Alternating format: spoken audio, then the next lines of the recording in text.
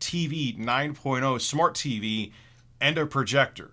That's very small. Now, first and foremost, if you think you're getting a 4K HDR10 projector and something the size of a can, you're not. It's going to have brightness of 200 ANSI lumens, and it's a 720p picture. Now, before you stop the video and run away screaming, it still looks good. It still really looks good. Obviously, if you have to have a dark enough room, if you have a super bright room, I wouldn't get any kind of projector to put in there, but especially it's going to be a washed out picture.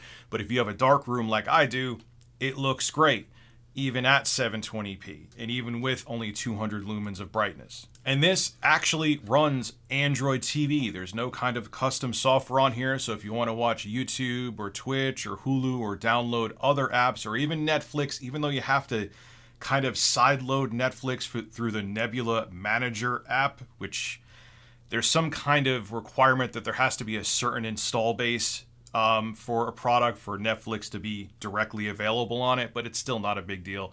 You download the Nebula Manager app and you're using full-fledged Netflix on here. But it has a whole bunch of apps built right into it. So you don't need, this is all you need. You don't need to have something, even though it has the inputs, I'll talk about those in a second.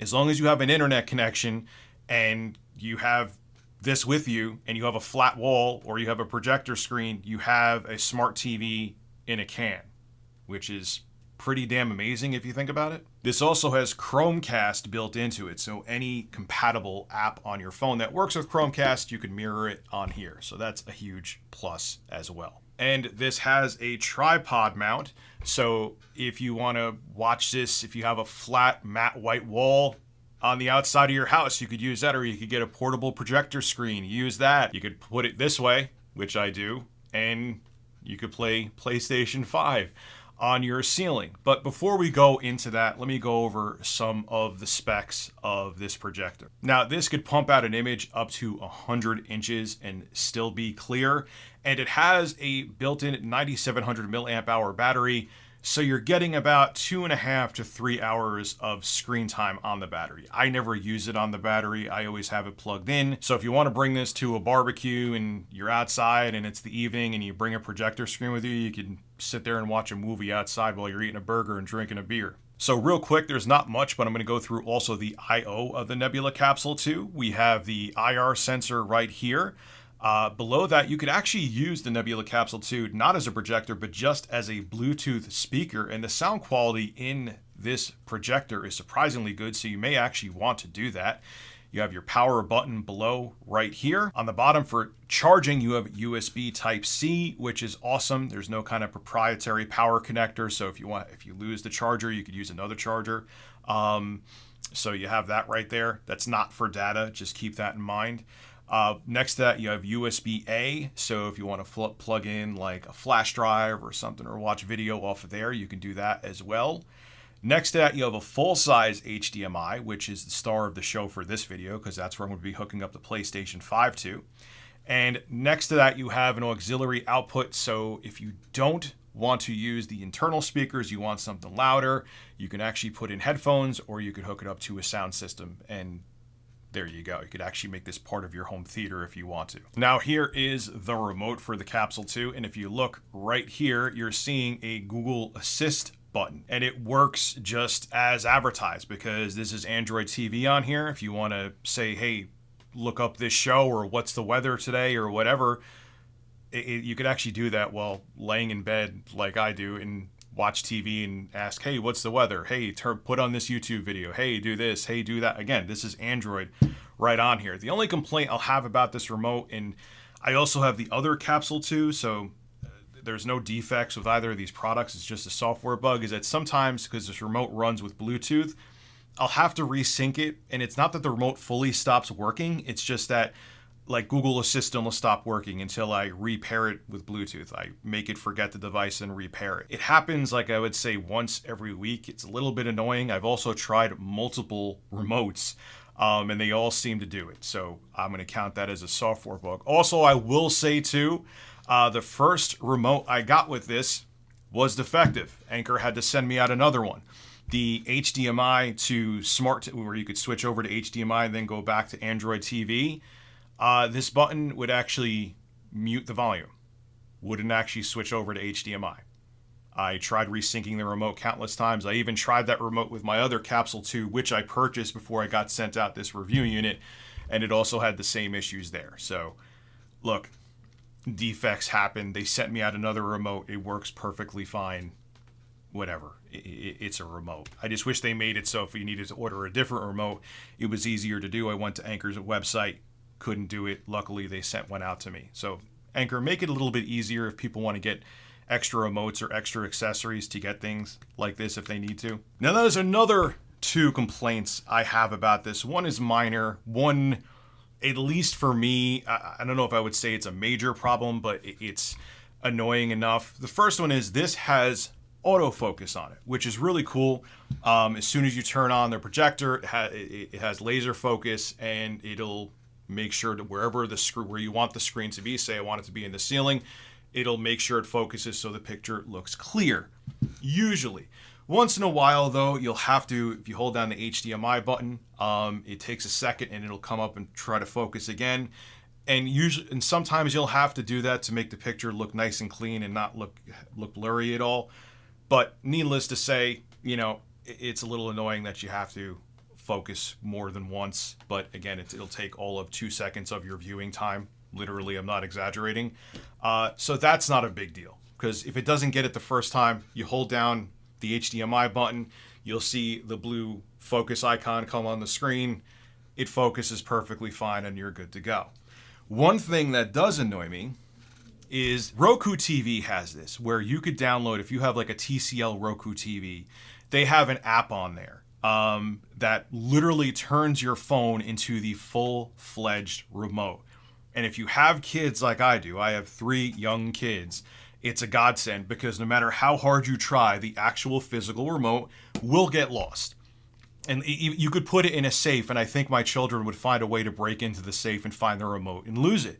So having that app on my phone that replaces the remote completely is a godsend. Now, Anker also has the Nebula Connect app, which acts like a remote for this, but not only is it really limited and it doesn't have all the features of the remote, it's really janky. I have pretty damn good internet at my house. I make sure everything's connected to the same network, and it's laggy, and if you're trying to scroll through the apps and use it to navigate, it doesn't work that great. I'm going to actually say it's pretty much borderline useless. And again, I tried this app on 2 different Capsule 2s, and I tried it on different phones. Same result. It's not a great app. And it's a shame too, because to me, having a remote app to act like your remote is really important. So I hope that they update that in the future. Just, if you buy this and you have kids, just hold on to the remote with dear life. Because if your kids lose this, it's also tough to get a replacement. Trust me, I know. So I don't think the footage that I recorded did this justice. I know that people are hearing, oh my God, 720p, and he has like an 80-inch image on his ceiling. Red flag, that probably looks terrible. It really doesn't. Text on the PlayStation 5, if you need to read text in the UI or in a game, is fully legible. The colors are really pop more than I ever thought I would see from a low brightness or 200 lumens projector like this. And games run great. Like I said before, there's minimal lag for a DLP projector. It really feels responsive. Playing platformers like Ratchet and Clank and playing games like Streets of Rage 4 felt really good. Playing Call of Duty felt great. I played Ghost of Tsushima, and it's just a really immersive, amazing experience. I could lay flat in bed. I don't have to tilt over to look at a TV, and I never thought that I would want this, but now I couldn't imagine living without a projector. And for full transparency, I'm not sponsored by Anker. Like I said, I bought the regular Capsule 2 and was so in love with it that I reached out to Anker to see if I could review this, and they said yes. I will be upfront though. Would I buy this as a replacement for like a 4K 120 nanocell TV? You could get the 49-inch nanocell for around the same price when it's in stock. No, of course not.